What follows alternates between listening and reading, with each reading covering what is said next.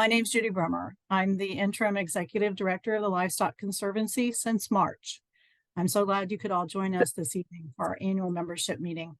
Our agenda is packed with information that we want to share. So if you have questions along the way, please add them to the chat or hold them until the end. We will take some time at the end of the evening to answer questions. So let's get started. As most of you probably know, the Livestock Conservancy was incorporated as a nonprofit organization in the state of Vermont 46 years ago. Our mission has never changed: to protect America's endangered livestock and poultry breeds from extinction. Now I have the honor of introducing Ms. Pat Johnston, President of the Livestock Conservancy Board of Directors, to welcome you to our annual meeting. Thank you, Judy. And before we get started, I would like to introduce and have our board members who are present tonight introduce themselves. And so I'm looking at my screen. If board members could turn on their cameras. Gloria, I'll go ahead, just say hi and what position you hold on the board and where you're located. Yes, hi, Gloria Bassi. I currently am the chair of the Executive Director Search Committee, and I live in the southwest corner of Virginia, Damascus, Virginia. Thank you. Dennis, I see you. Hello, I'm Dennis Byers, new member of the board, less than a year. I live in Claremore, Oklahoma, raise Galloway beef, and I just I feel like I'm one of you because I have been a member of the organization for over 20 years and attended many of these meetings as a member. If you're, could participants please mute your microphone? I think somebody's, there's quite a bit of background noise. Thank you. Keith, would you like to introduce yourself? Yes, hello, I'm Keith Olinger. I'm the treasurer of the Livestock Conservancy. Wonderful. Richard. Good evening. My name is Browning, calling from Nashville, Tennessee, and I am the secretary of the board. Wonderful. And did I miss any of my colleagues who are on the board? I'm just kind of looking around the room. It's kind of confusing. Did I miss anybody? If you would please speak up. Okay, thank you. We had a lot of changes this year, and one of the changes we had is we lost one of our beloved board members, and I wanted to bring that to the attention of our members. Jerry Calvert was serving as our vice president. He was actually serving a bonus year, if you will. He was holding over this year, so he'd been with us about 6.5 years. He died very unexpectedly on his farm in New Hampshire, I think doing what he loved to do, which was working on his farm, and he is very dearly missed. He was our vice president. Thank you. So as I said, this was a year of changes for us. And this year we actually, I'm going to ask Judy if you want to go ahead and take down the slide. Oh, I thought I did. Sorry. No worries. No worries. Lot of changes this year as Judy opened up the meeting tonight. As she said, she is the interim executive director. You also see Allison has her camera on. Allison had chosen to go back to her love of programs, and so we had not had our program director position filled in many years. And so Allison, we honored the request of having her go back to working with programs and her first love, and she did that this spring. And we brought in an interim executive director who was Judy had been a board member. She is strictly an interim executive director, which made her ideal for the position as we go out and look for a new executive director. And Gloria will talk about that in a minute. The other big change looking forward is this year we adopted a strategic plan. we made it a 3-year strategic plan, knowing that our organization is going through changes. And one of the things that is so vital, and I appreciate Judy putting up the mission of the Livestock Conservancy, because now more than ever, the Livestock Conservancy is relevant and important to the future. Given that we are dealing with climate change, biodiversity is going to be really important, continues to be more important as we move forward. Biodiversity, so often people think of it in the wild world, but in our livestock, that biodiversity is essential moving forward. And so we are at a pivotal moment where Livestock Conservancy is going to be looking at big picture and looking at those things that really take us forward in our role in the United States and in North America. And so one of the things that you'll see tonight as we start talking about programs, we start talking about where we are moving forward. There may be some programs that we will put a closure to, but looking forward and looking at our big picture things with our conservation list, our priority list, and supporting all of our partners and our farmers in actually increasing these herds and also preserving these herds and these really important genetics and the genetic diversity. So just with those few words, I'd like to now turn the program back over to Judy. And I know you've got a good lineup, so thank you very much. Thanks, Pat. Sorry, having a little glitch here. So our board members, stop sharing, just a second.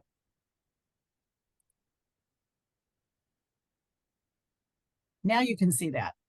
Our board members hail from 16 different states, spread from coast to coast and border to border. They include small farmers, educators, geneticists, living history farm staff, community leaders, and independent and nonprofit business people raising every species on the conservation priority list. We're very grateful for their dedication to the mission and to the members of the Livestock Conservancy. I'd like to take a minute and ask the staff members who are on the call to also unmute their microphones and turn their cameras on for just a few minutes. The board and the staff work closely to manage all aspects of the Livestock Conservancy. I'd like the members of the team who are in attendance tonight to introduce themselves after I introduce you to Dr. Phil Sponenberg. I just want to say a few words. Dr. Sponenberg serves as the scientific and technical advisor to the board and staff and has been a dedicated member since 1978. Dr. Sponenberg will be sharing a conservation report a little later this evening. Phil, would you like to add anything? No, that's generous and I appreciate it. Thank you. So, Allison, if you'll start so everybody can see you, and then we'll go down the list. Sure. Happy to see everybody tonight. I am Allison Martin. I'm based in North Carolina. I am the program director and the former executive director, as mentioned by Pat. So thank you all for coming tonight.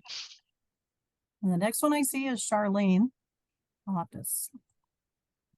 Yeah, hi everyone. I'm Charlene Couch. I'm also based out of North Carolina, and I'm one of the 2 senior program managers at the Conservancy. And Angelique, I can see you. Good evening.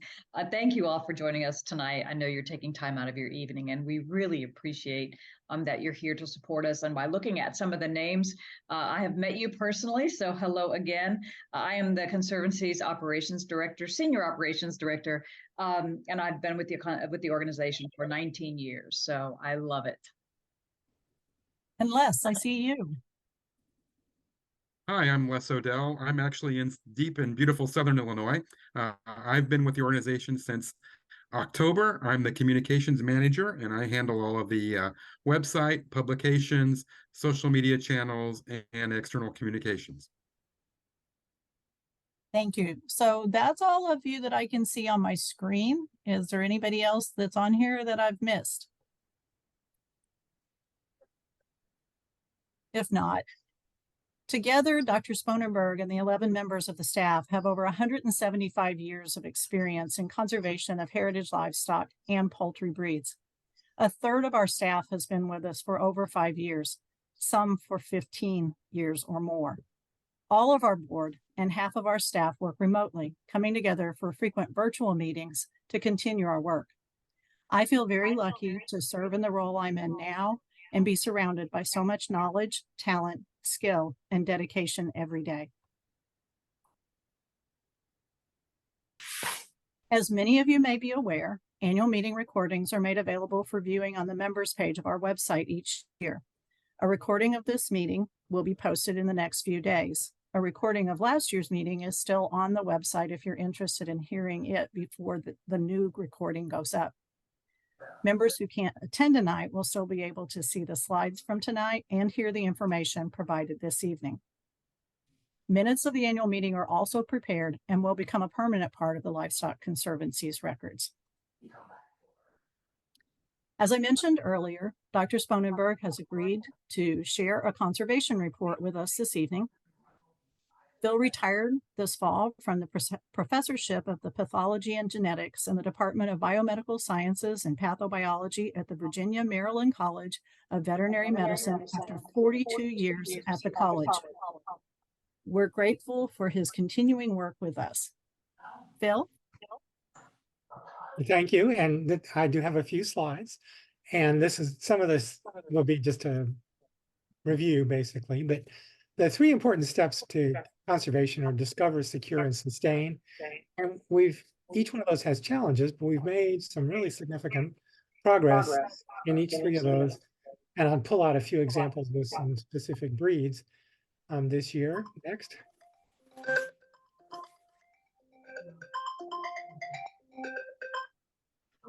And one thing Sindra and I did was go down and work on the Gulf Coast sheep in person in the 90-degree heat with 90% humidity. So here's this 70-year-old man flipping sheep, and it still worked, but I'm not sure I would do it every day, every day of the year. And one of the things we were doing was, basically flock evaluations for a few candidate flocks, and then just to take an eye look over the existing flocks that we knew about. And this is a local breed, and so you always kind of have the question, is it legitimate or not? And it turns out that the general look and breed type of all these sheep is remarkable, and it's fairly unique. You really can't see any influence of anything else in there. And these 2 photographs are basically 2 different flocks, 2 different bloodlines, and you can see how closely those rams resemble one another. And it's that nice open spiral that seems to really distinguish these. And then the wool character is also, a lot of people complain about the wool character, but as a spinner, I was actually fairly pleased with it. So I'll have to look at a few more of those to see where that reservation comes from. But we were taking DNA for analysis later. This is actually an ongoing project and an important one, because we need to figure out how these bloodlines are related and how we can best conserve the breed. And we took little tissue plugs for potential cloning in the future. And I initially was a little bit hesitant to do this, but over time I became more and more excited, because this offers us a real opportunity, because the price of cloning goes down, and sometimes we encounter unique animals, that are basically past reproduction. We'll come up with some other examples in this presentation. And so the potential cloning of these is important. And this is something that I would actually recommend for all really outstanding breeding stock, because then we can bring them back in the future if we need to. We also targeted the samples to include all the bloodlines. Now, we're not there yet, but we're pretty close. And that's important, because especially with these local breeds, they're not organized like the international standard breeds that are so commonly used. Basically, we have to find the different little pockets of these breeds, and we need to sample them to make sure that we have a really adequate and complete view of the breed. So that was our Gulf Coast sheep work. Next.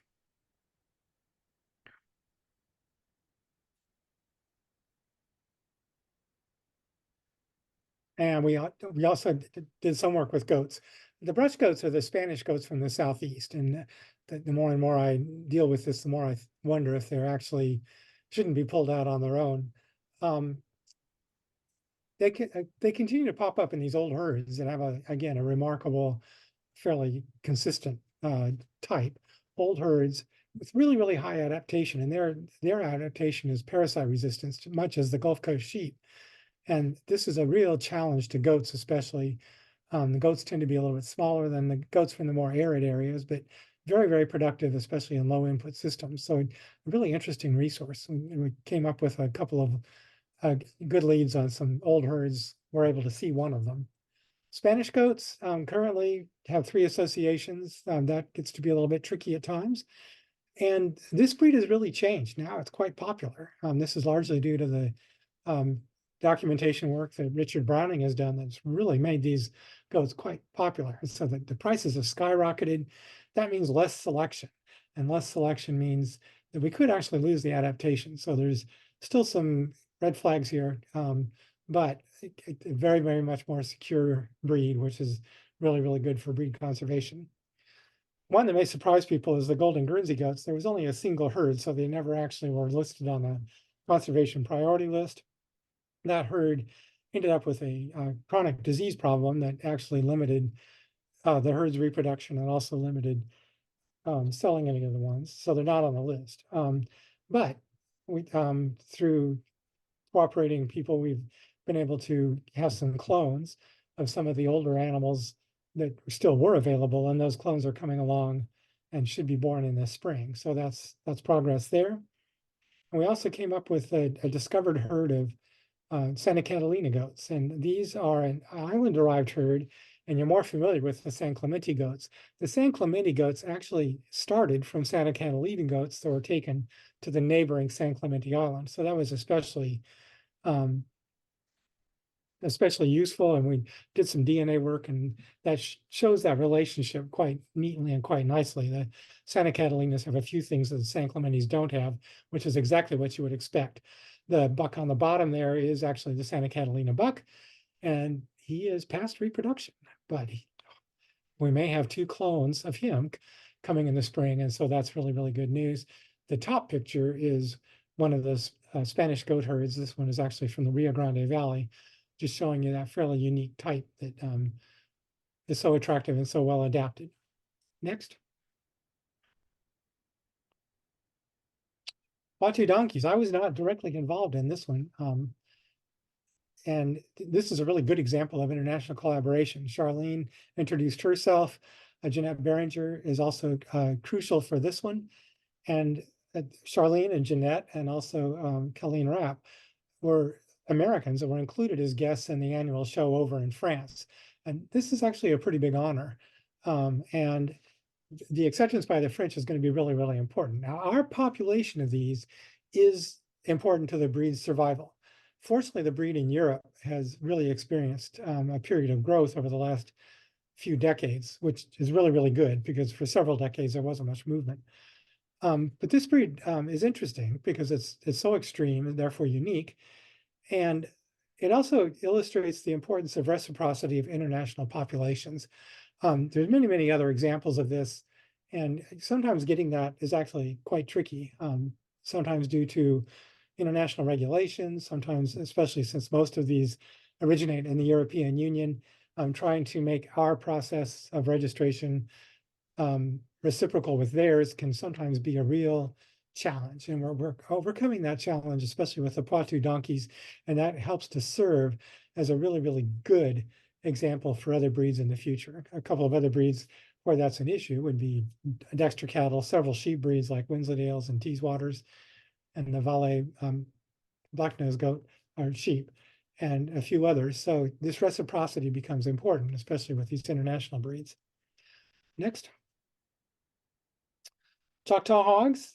This one's interesting because my relationship with Choctaw hogs is generally one of fear over decades. But that's because I've seen them free ranging in Southeast Oklahoma, and you didn't want to cross them too much.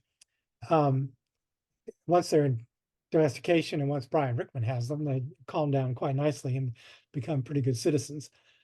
So at first there was just one collaborator, Brian Rickman, and he was able to pull together hogs from different sources there in Southeast Oklahoma.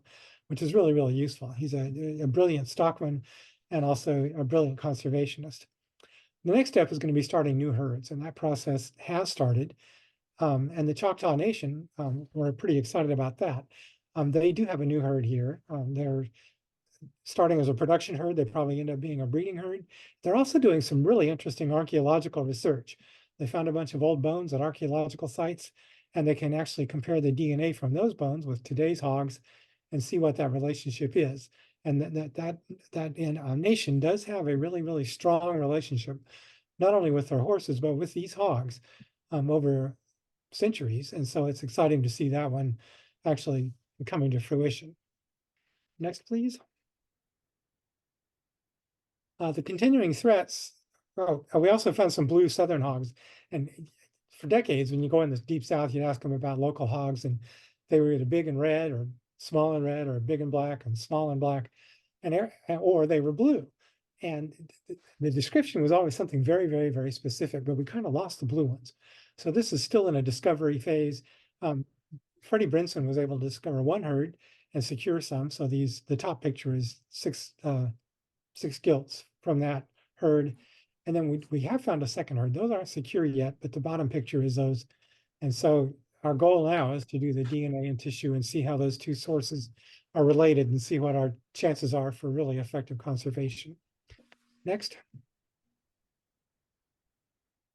Continuing threats, loss of habitat. When I say that, these breeds have habitat. And so with low population sizes, that habitat can shrink. And habitat in this case is farms, such as yours, where they care for these animals and make sure that they have a home and make sure that they have a purpose. So we always need to recruit new breeders, and that can sometimes be a challenge. So we also need to find a useful niche for breeds wherever that's possible. And for many, many of these breeds, they are well adapted to a specific system and a specific environment. And if we can make that connection, then the breeds can pay their own way, and then they become a more stable part of modern agriculture, just like they've been to historic agriculture. Another emerging threat is crossbreeding these to extinction. And this is especially true of these breeds that are good maternal breeds.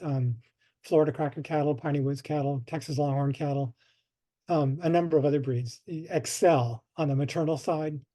And it's easy to crossbreed them, and the calves are excellent. And then, basically then people attribute that to the bull, to the bull instead of to the cow, and we lose those cow breeds. And that's been a pattern across the world, but especially throughout the Americas. So that one, there's ways to manage crossbreeding where it actually helps the breed, but if it's not managed correctly, it's a real threat to the breed. Next. Alice and I were fortunate and honored to be able to go to the hemispheric meeting in Veracruz in Mexico in 2023. And we were invited to give one of the keynote speeches.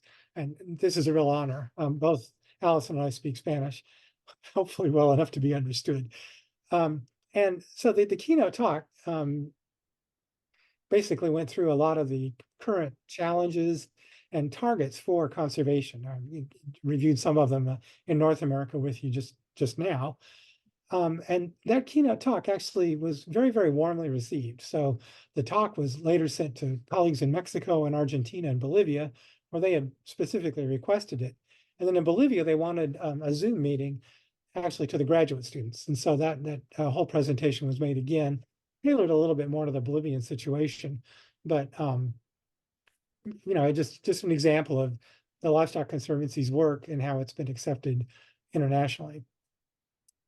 As part of that, there was a really, really good discussion on conservation, selection, improvement, and what are we going to do for the future?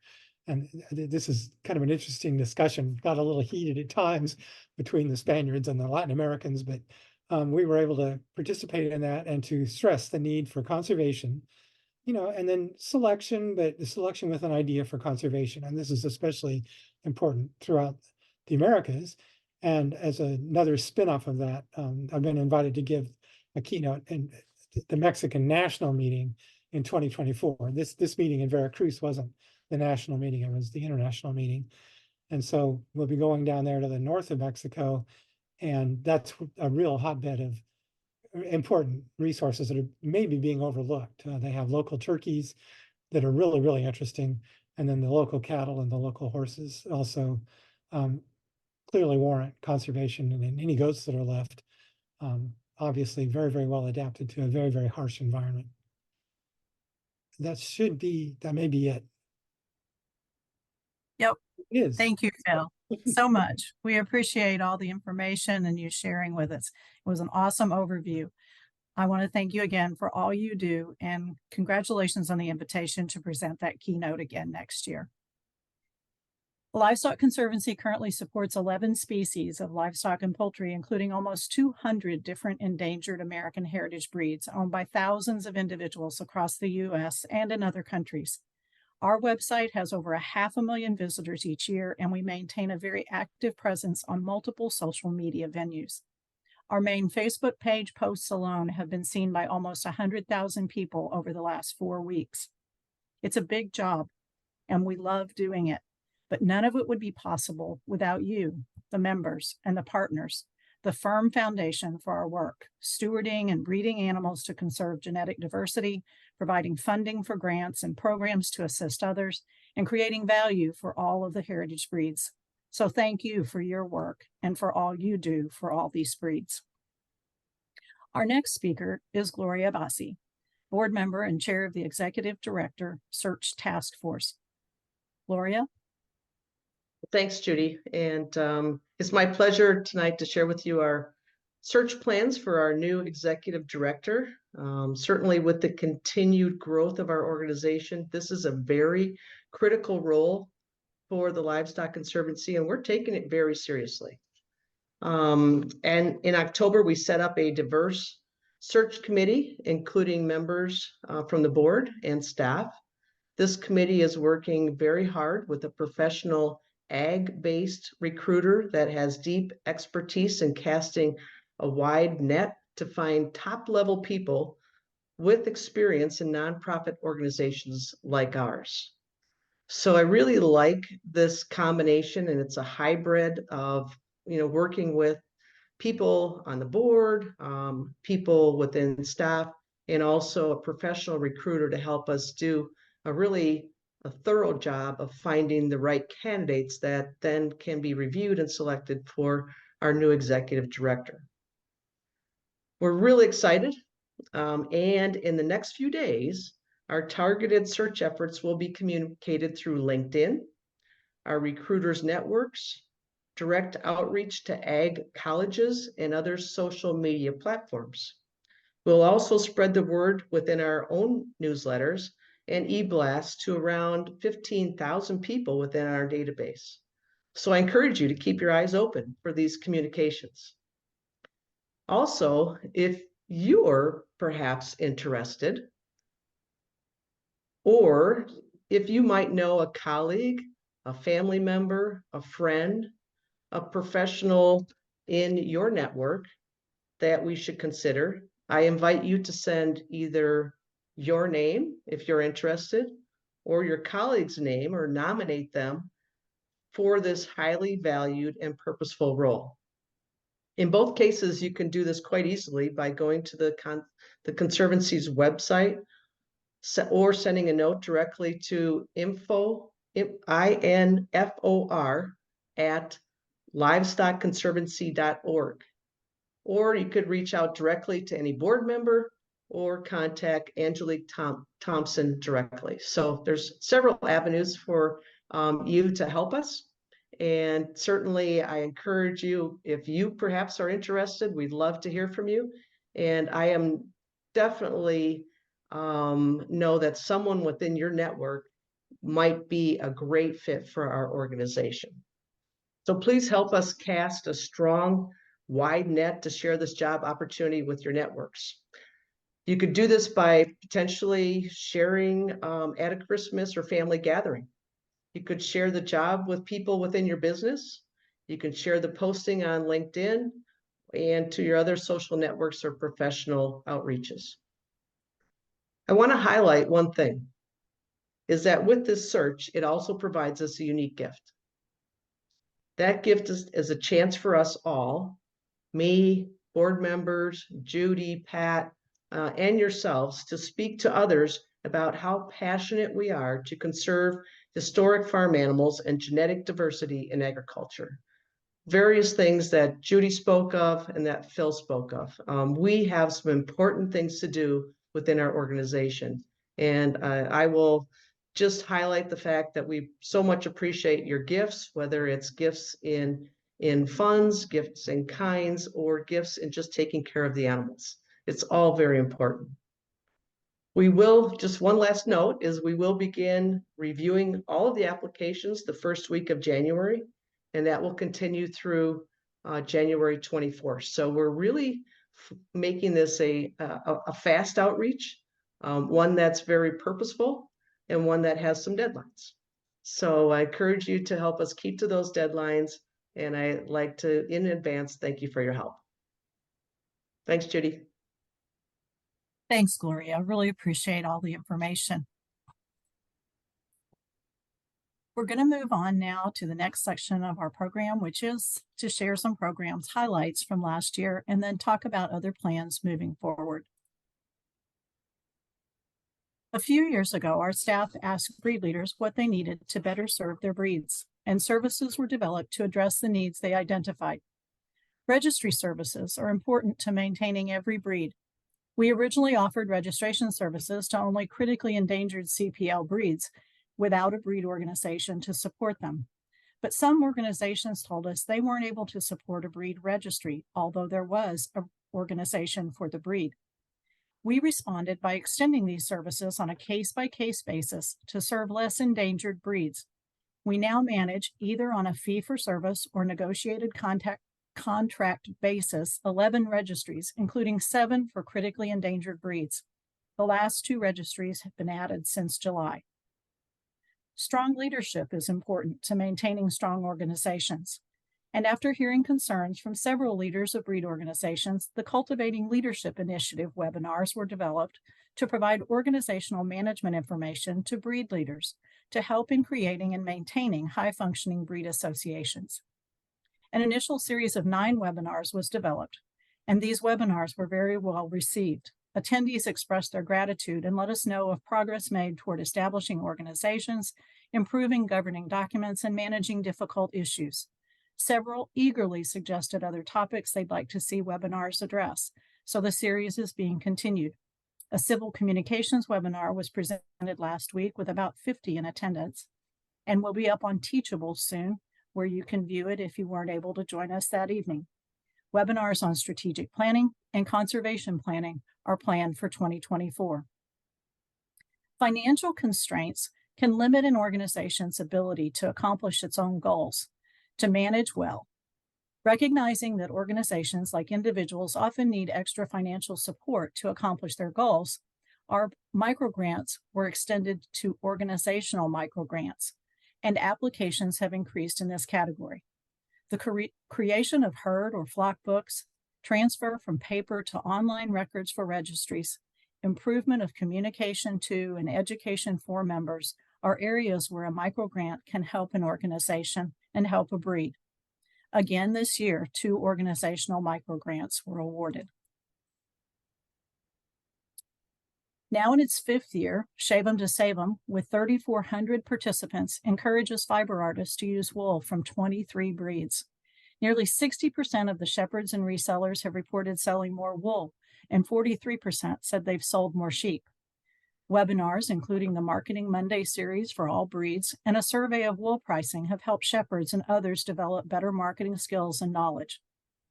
Shearing, poorly understood by many, particularly non-farmers, thanks to a generous gift from Conservancy Ambassador Isabella Rossellini, a film to educate the general public about how important shearing is to the well-being of sheep was released in February and reached more than 280,000 viewers in the first month of its release.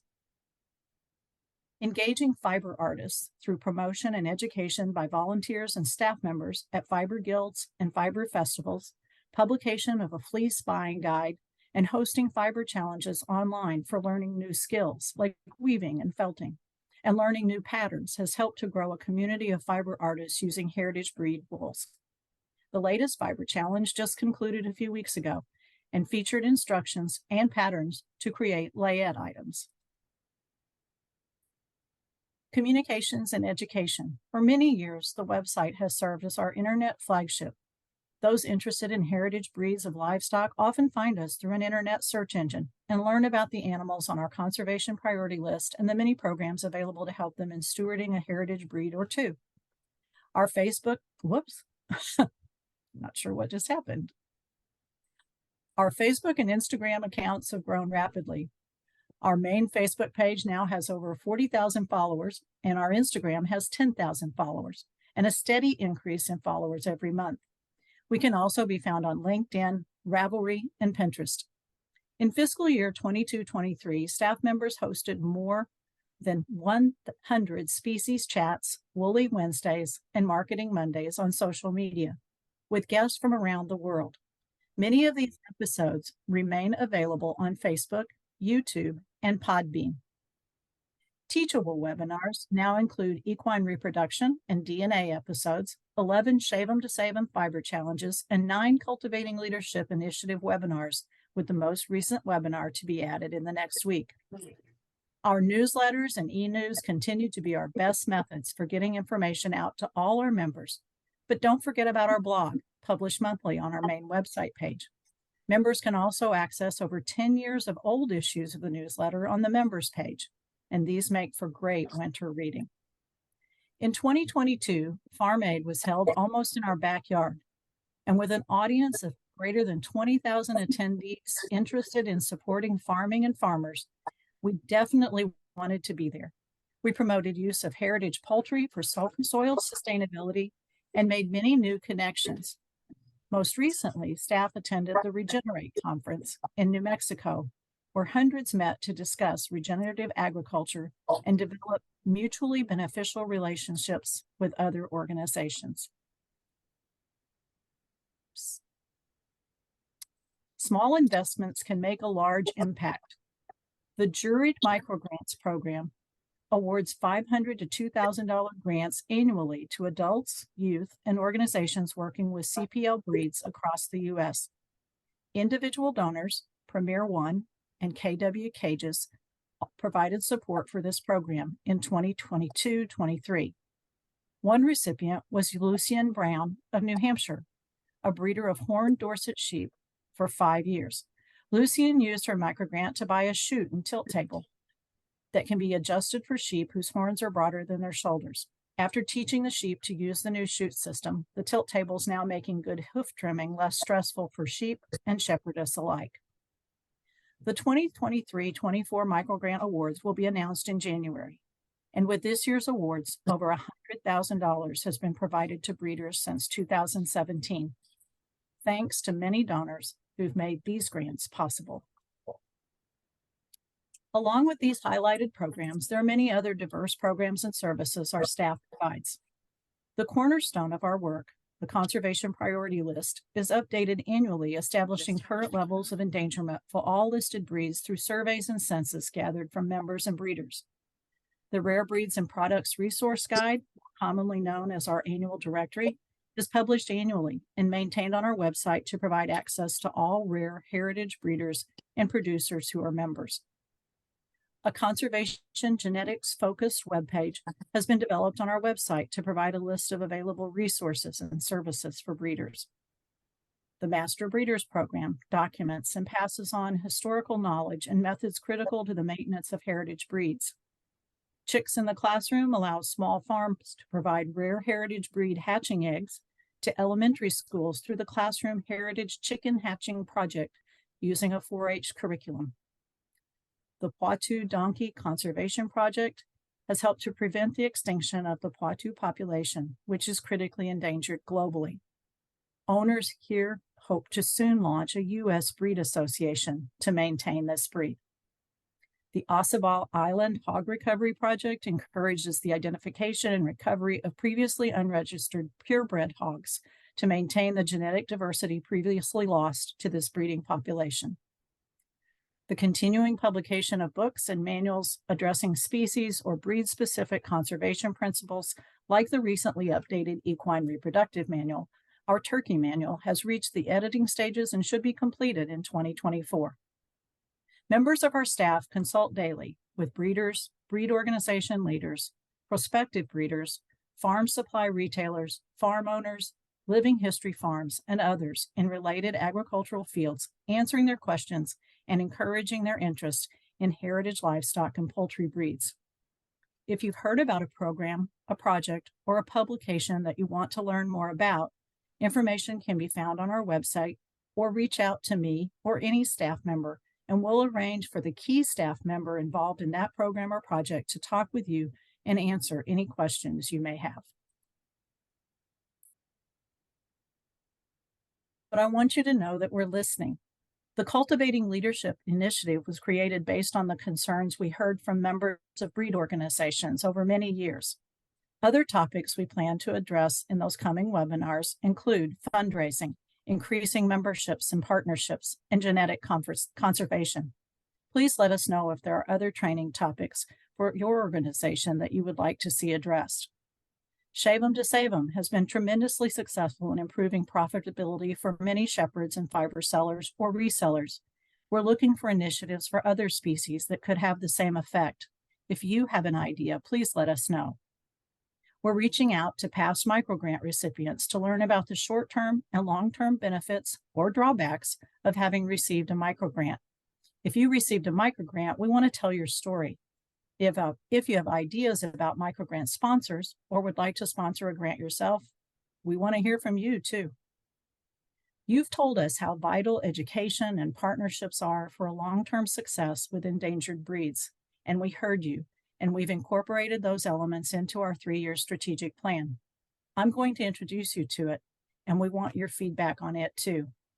Many of these programs have had powerful impacts on breeders and breeds, and many were built from ideas we heard first from you.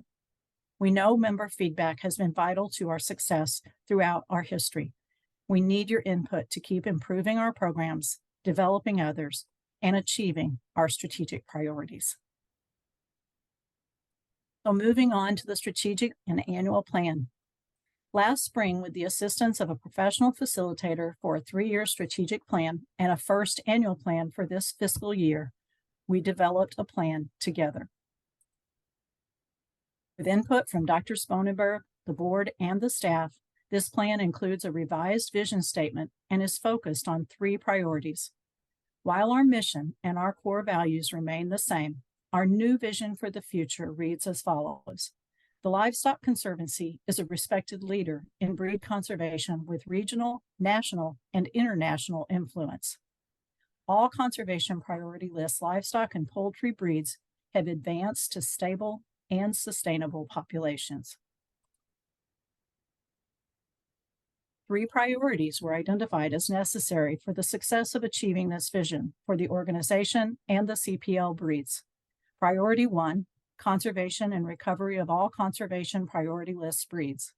Priority 2, expansion of audiences of the Livestock Conservancy. And priority 3, the Livestock Conservancy established as the authority on CPL breeds. An annual plan was developed for this fiscal year, specifying goals and objectives to be achieved and strategies to be used to work toward achieving each of the priorities in this first year of the plan. The board approved the strategic plan and the annual plan in July. These plans will be used to guide decisions and monitor organizational performance over the next 3 years. The objectives and strategic actions in this year's annual plan are intended to improve our services, broaden awareness of CPL breeds, enhance the economic viability of farming with CPL breeds, strengthen organizations representing CPL breeds, expand our national presence, and establish the Livestock Conservancy as the authority on conservation and management of the CPL breeds. The strategic plan and annual plans aren't intended to replace the ongoing programs and work of the staff, the board, or the committees.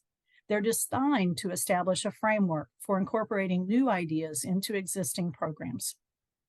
The plans will help develop additional programs supporting our mission.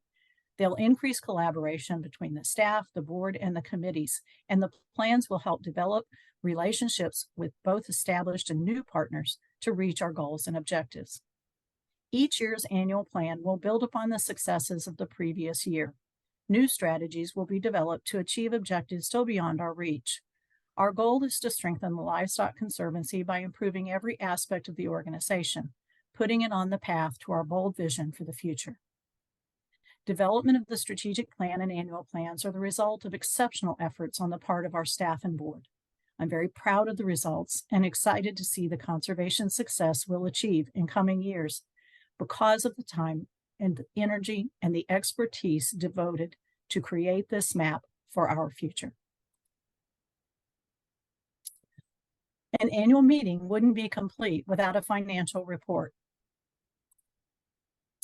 Our sources of income have remained steady over the years, with only slight fluctuations in where they're derived from. 48% of our income is derived from contributions, including large and small restricted or unrestricted donations. 26% from foundation grants, including both restricted and unrestricted grants.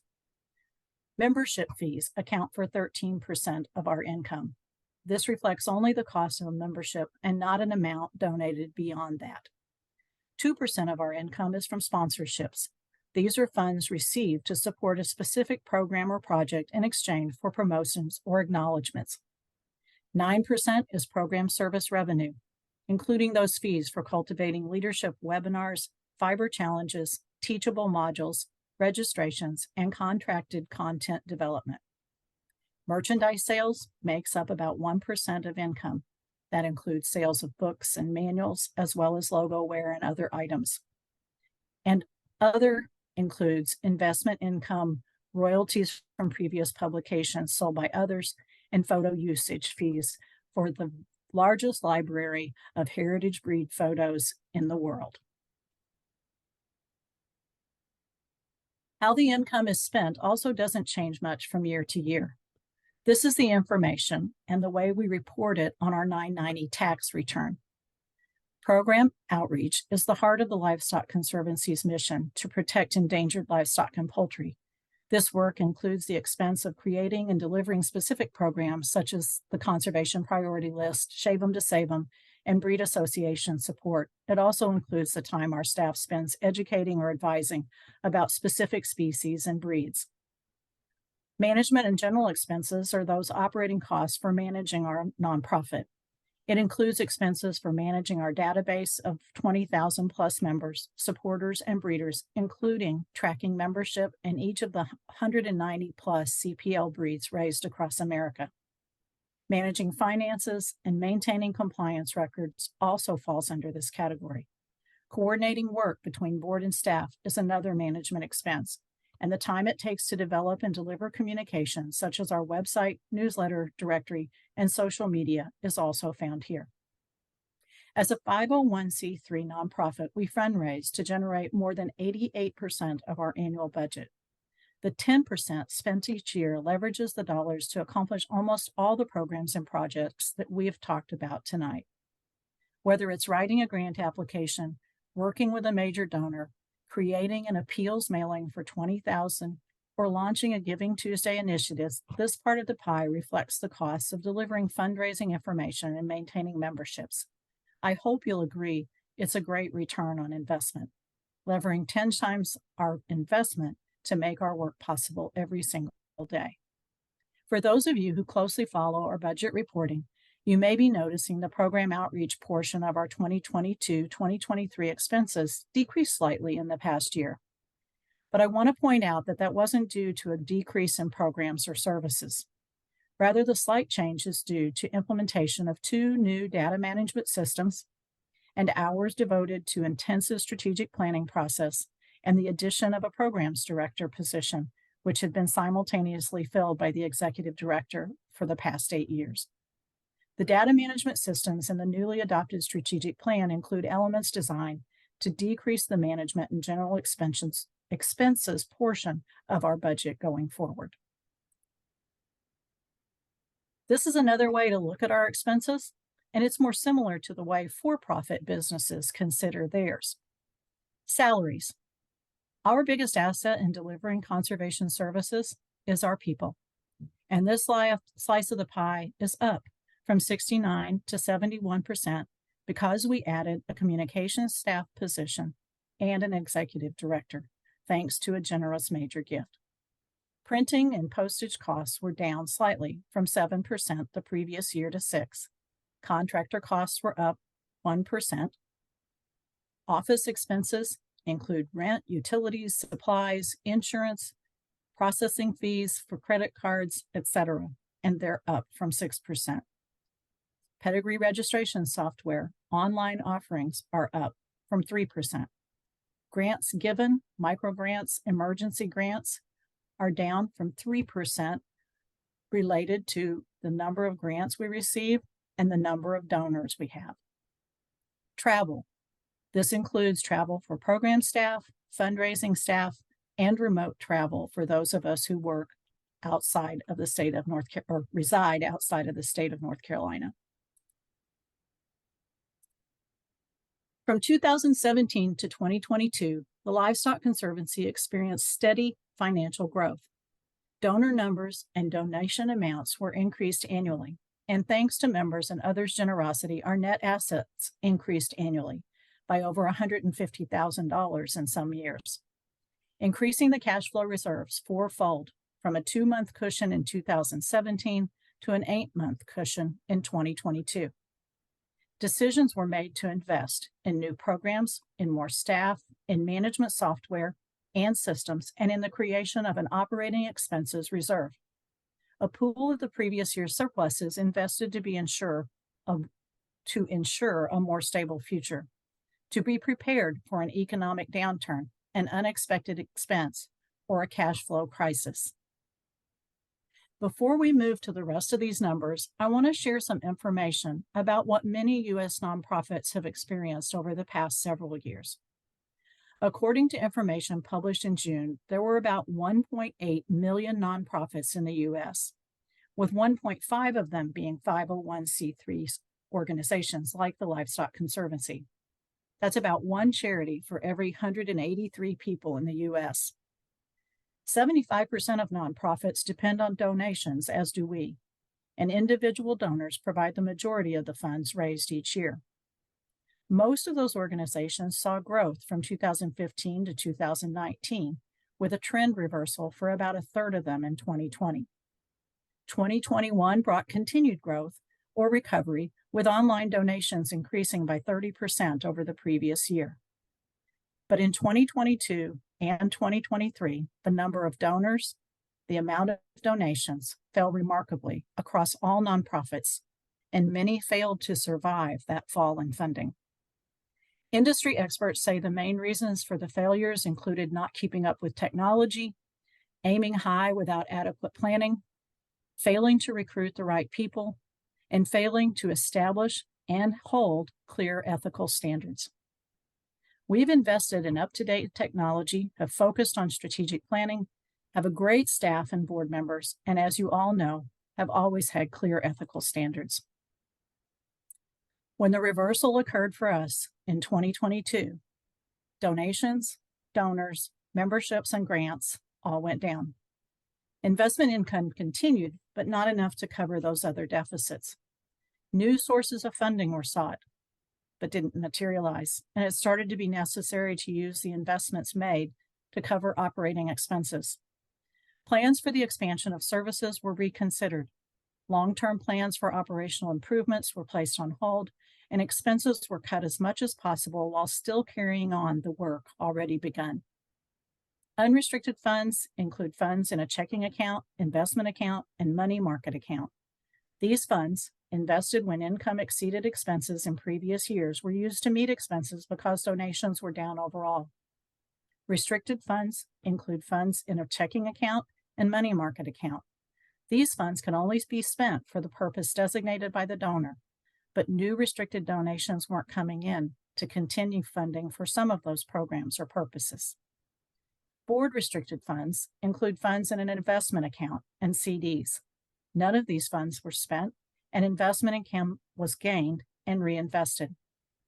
The reversal in 2022 has continued to affect us into this fiscal year, and because more programs were established when income was up, continuing to provide these programs requires income increases. The 2022-2023 budget accounted for a release of restricted funds for specific work to be completed in that year. Because of the income shortfall experienced, an attempt to contain expenses was made. This, however, couldn't completely cover the shortfall and resulted in the incompletion of some work. Funding had to be released from other reserves to cover the shortfall. This was the first time there was withdrawal from reserves that had been set up for just this sort of situation. The current fiscal year began July 1, and with the realization that we were continuing to see decreased donations, donors, and memberships in 2023, we had to hope that we would see a recovery. We created a budget for this year very cautiously.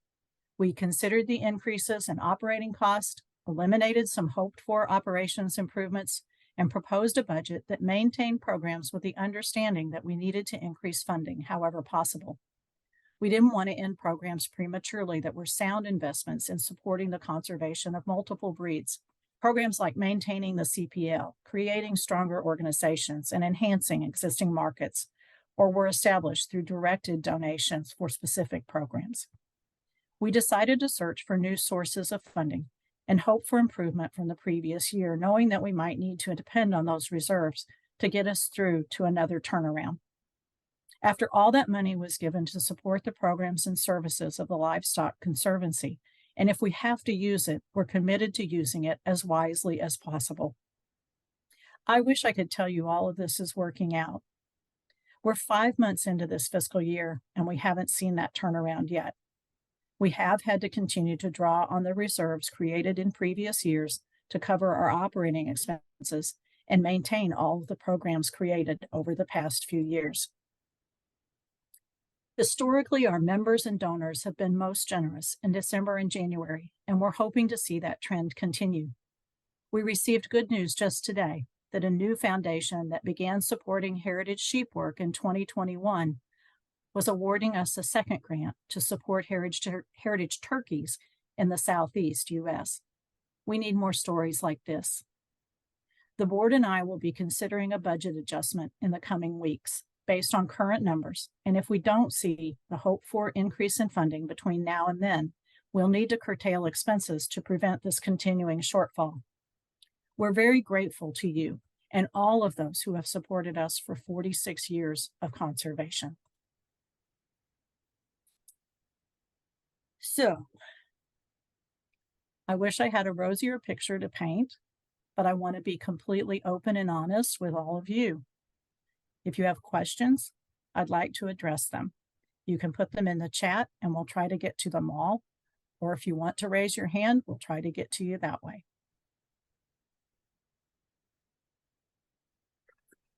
Well, this is Keith. I just want to say a wonderful presentation, everybody. That was really great. Thank you all for all your hard work with everything. Thank you, Keith.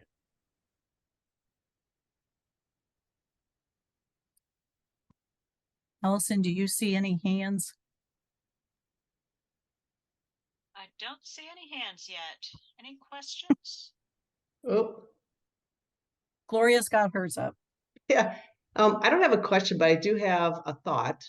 And this is just a personal situation that I've engaged in, and it's taking some of the stock that I have in my portfolio and leveraging that to charities that I'm engaged, that's important to me.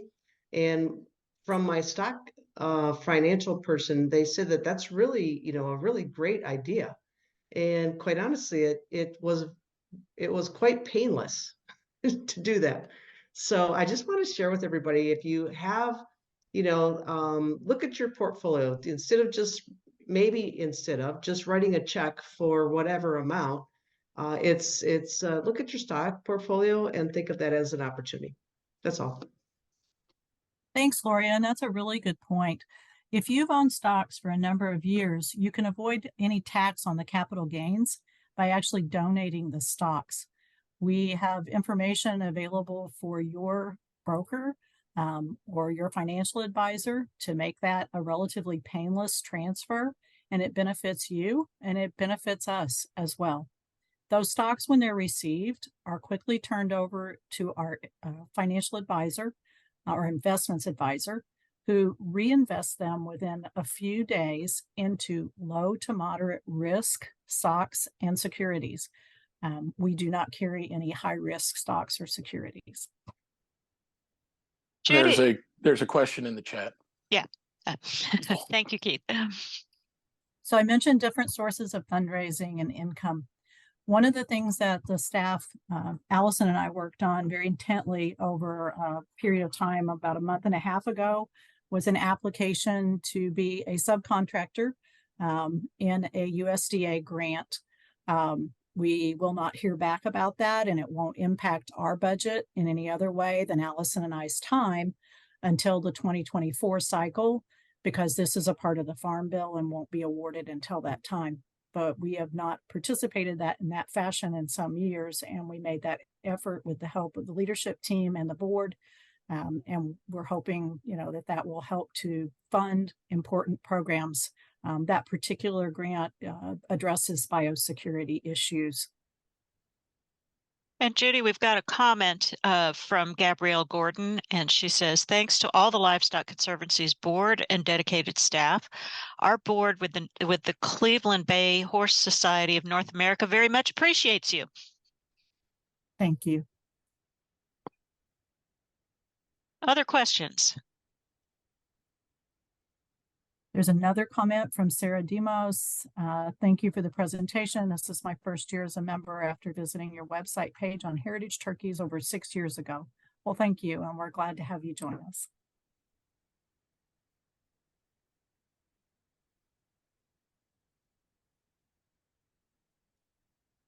I don't see any other questions right now. I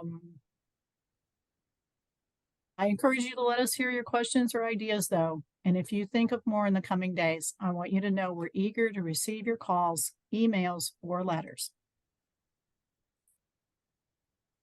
Thanks for joining us this evening and for supporting our work, and happy holidays to you all.